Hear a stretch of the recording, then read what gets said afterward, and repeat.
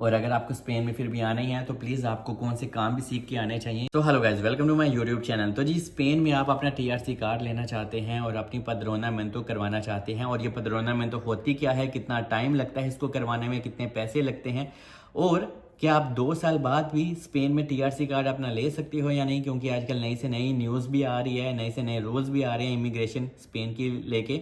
तो एक एक चीज़ आपको बताता हूँ और वीडियो को स्टार्ट करते हैं। अगर तो आप न्यू हैं, चैनल को सब्सक्राइब करें, बेल आइकन पे प्रेस करें। इंस्टाग्राम और फेसबुक का पेज आपको डिस्क्रिप्शन में मिल जाएगा। और जब आप मैसेज करते हैं तो हाय हेलो के साथ अपना क्वेश्चन भी पूछा करें, और जिसको मैं रिप्लाई दे देता हूं तो यार वो बार बार मैसेज ना किया करें, क्योंकि मुझे सबको रिप्लाई देना होता है और जिसके ज़्यादा क्वेश्चन होते हैं तो वो कंसल्टेंसी ले सकता है। तो वीडियो को स्टार्ट करते हैं। सबसे पहले आप लोगों को बता देता हूं कि पद्रोनामेंट आखिर ये होती क्या है, और पाद्रोनामेंतो करवाने के लिए आपके पास क्या स्पेन का वीज़ा होना ज़रूरी है या नहीं। देखें, ये होते हैं इमिग्रेशन के documents, papers, TRC card, residence card. जब आप स्पेन में आते हैं, अगर आपके पास कोई वीज़ा नहीं भी है फिर भी आप पद्रोनामेंतो अपनी करवा सकते हो, लेकिन पासपोर्ट आपके पास होना ज़रूरी है। ये बात उन लोगों के लिए मैं कर रहा हूँ क्योंकि कुछ लोग मुझे मैसेज करते हैं, कहते हैं सलमान हम यूरोप में हैं, कुछ भी बेचारे डंकी लगा के आए हुए हैं इधर उधर से होके, तो उनके पास वीज़ा है ही नहीं है। तो ऑफिसली आप करवा सकते हैं। तो असाइलम आप ना करें, असाइलम आप कहीं पे भी ना करें स्पेन में। आप वैसे ही अगर आपको टीआरसी कार्ड मिलता है, थोड़ा सा लॉन्ग प्रोसेस है, असाइलम की तरफ मैं बिल्कुल भी आपको रेकमेंड नहीं करता। Please don't do that, okay. क्योंकि असाइलम एक अच्छी चीज़ नहीं है, और उनके डॉक्यूमेंट्स की, असाइलम के जो पेपर्स आपके पास हो भी जाएं तो उनकी इतनी इज्जत नहीं होती। तो आपने पद्रोनामेंतो अपनी करवानी है। आपके पास सिर्फ आपका पासपोर्ट होना चाहिए, ठीक है, वैलिड पासपोर्ट। अगर वो ही नहीं है तो आपकी पद्रोनामेंतो नहीं हो सकती। तो जब आपके पास पासपोर्ट है और आप स्पेन में हैं तो अभी आपको चाहिए एक बंदा, एक घर चाहिए जहां पे आपने अपनी पद्रोनामेंतो करवानी है। पद्रोनामेंतो होती क्या है, ये एक हिसाब की आसान लफ्जों में एक रजिस्ट्रेशन होती है। मिसाल के तौर पे समझ लें ये मेरा घर है, ये मेरा तो नहीं है वैसे, और ये समझ लें एक मेरा है और आपने इसी घर में आके रहना है, और मैं आपके साथ जाऊंगा ऑफिस में और कहूंगा कि यार इस बंदे की मेरे घर में रजिस्ट्रेशन कर दो। तो इसको बोलते हैं पद्रोनामेंतो, आसान लफ्जों में प्रूफ ऑफ एड्रेस, के स्पेन में आप कहाँ रहते हैं। तो जनाब, आपके पास अगर कोई बंदा है तो ठीक है, आपका चाचा, ताया, मामा कोई भी है तो स्पेन में उसकी घंटी बजाओ, ठीक है। रिश्तेदार तो इतने बनते नहीं हैं लेकिन फिर भी पूछो।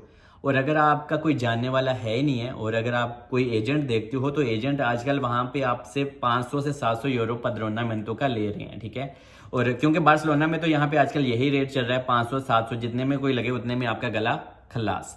और अगर आपने रेड क्रॉस का पहले मैं बाद में गाइड करता हूँ, पहले मैं इसी चीज़ को क्लियर कर दूँ। और जब आप पद्रोनामेंतो करवा देते हैं अपनी, चाहे वो आपका रिश्तेदार है, और रिश्तेदार नहीं है तो कोई एजेंट है, तो आपने उसको कहना है कि प्लीज़ इसको कटवाए नहीं। क्योंकि स्पेन में क्या होता है कि जब आपके पद्रोनामेंतो हो जाती है तो यहाँ से लोग पीछे से फिर कटवा भी देते हैं और आपको पता भी नहीं चलता। तो इसी वजह से आपने, अगर आप बार्सिलोना में करवाई है या कहीं पे भी करवाई है या मैद्रिद में करवाई है, पूरे स्पेन में कहीं पे भी आपने पद्रोनामेंतो करवाई है, तो आपने उसको बार बार रीचेक करते रहना है, ठीक है। और ये रीचेक कैसे होगी, आपने अपना पासपोर्ट लेके ऑफिस में जाना होता है। कुछ जगह पे अपॉइंटमेंट्स होती है, कुछ जगह पे विदाउट सीता, सीता होता है स्पेनिश में, जिसको हम अपॉइंटमेंट बोलते हैं। किसी जगह पे आपको सीता लेना पड़ता है तो वो जनाब आपको अपना रिन्यू का पेपर दे देते हैं। तो ये रिन्यू तो नहीं होती लेकिन आपका रिकॉर्ड बढ़ता रहता है। और अगर आप स्पेन में ही रहते हैं तो आप इसको बार बार एक पेपर अपना निकलवा लिया करो, ये आपका एक प्रूफ बनता रहता है कि आप स्पेन में ही हैं, ये आपके कभी काम आता है। ये तो हो गया कि भाई पद्रोनामेंट जो नॉर्मल होती है किसी के घर की, ठीक है। और अगर आपका कोई जानने वाला ही नहीं है तो रेड क्रॉस में आपने जाना है। सॉरी, एक चीज़ मैं मिस कर गया, अगर आपने किसी घर में पद्रोनामेंतो करवानी होती है तो समझ लें इसमें आपके कोई ज़्यादा टाइम नहीं लगता, 2 से 3 वीक लगते हैं। कुछ जगह पे तो एक हफ्ते के अंदर अंदर ही आपको अपॉइंटमेंट भी मिल जाती है और आपका काम हो जाता है, ठीक है। और अगर आपने रेड क्रॉस की करवानी है तो रेड क्रॉस में आपके तकरीबन 4 से 6 महीने आजकल लग सकते हैं, क्योंकि रेड क्रॉस में आपको वहाँ पे भी एक एड्रेस चाहिए, लेकिन एक एड्रेस आपको इसीलिए चाहिए ताकि आपके नाम का एक लेटर जाता है, और जब वो लेटर उस बंदे को रिसीव होगा तो उसने आपको बताना है कि हाँ भाई आपके नाम का एक लेटर हमें आया है। तो उस लेटर के बाद वो आपकी इंक्वायरी करने आएंगे। आजकल स्पेन में यहाँ पे ऐसा ही होता है, तो वो आपको देखने आएंगे। तो आपको उस बंदे की फिर से नीड होगी, आपने उसके तरले डालने या रिक्वेस्ट करनी है, चाहे वो आपसे पैसे लें या कैसे भी। तो नॉर्मली तो पैसे ही यार वहाँ पे चलते हैं, तो आपने पैसे लेते हो या देते हो, जो भी सीन होता है। तो जब वो आपकी इंक्वायरी देखने के लिए आएंगे तो आपने वहाँ पे मौजूद होना है। मोस्टली वो 9 से 10 बजे के बिटवीन ही एक ही औरत आती है। ये आपके माइंड में हो कि वो यार वो हमें इंक्वायरी के लिए देखने के लिए आ रहे हैं तो पुलिस भी साथ आएगी, ऐसा तो नहीं होता।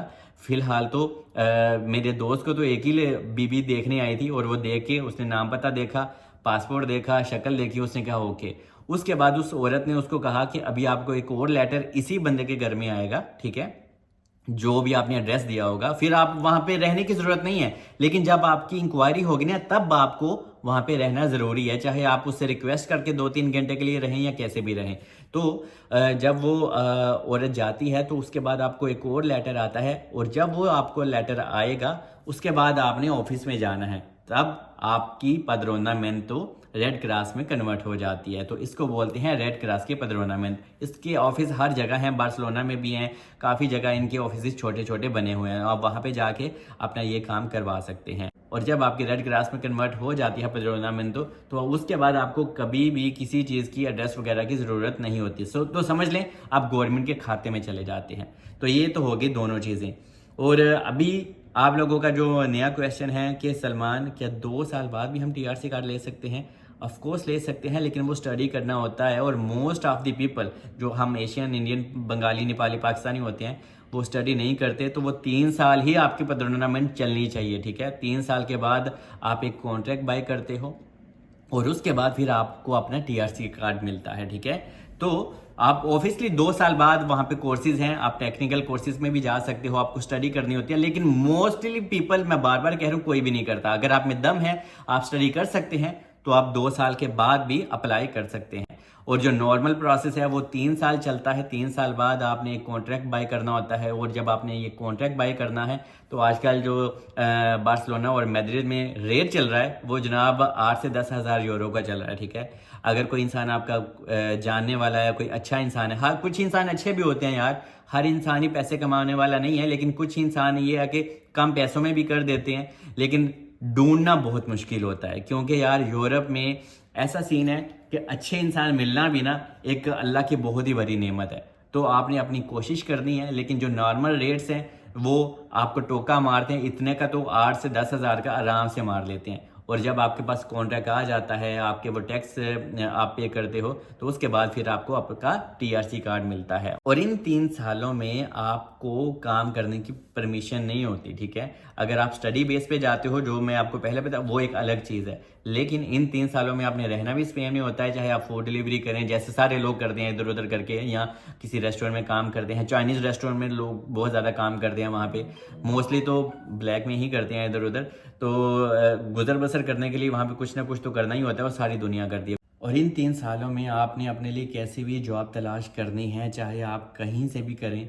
कुछ इंसान अच्छे हैं जो आपको जॉब दे देते हैं, जो आपको तकरीबन 1000-1200 भी दे देते हैं। और अगर आप पिज़्ज़ा मेकर हो, आपको सारा काम आता है, तो आपको पैसे थोड़े अच्छे भी बन जाते हैं। लेकिन याद रखिएगा कुछ लोग स्पेन में ऐसे भी हैं जो 700-800 में ही काम करते हैं।